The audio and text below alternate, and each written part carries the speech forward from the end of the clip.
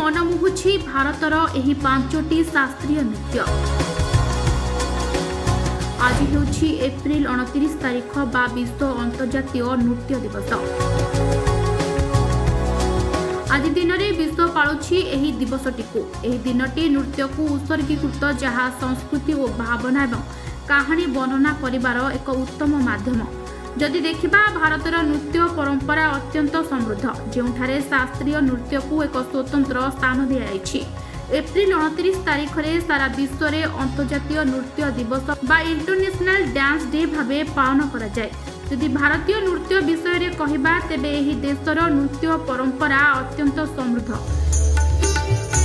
जेउठारे शास्त्रीय नृत्य गुडी को एक स्वतंत्र स्थान रे रखा जायछि। सेथि मध्यरु प्रथम रे आसीबो कथक। कथक हेउछि उत्तर भारतर एक शास्त्रीय नृत्य जहाँ कला माध्यम रे कहानी गुडी को दर्शा जाय। तेबे एही कथक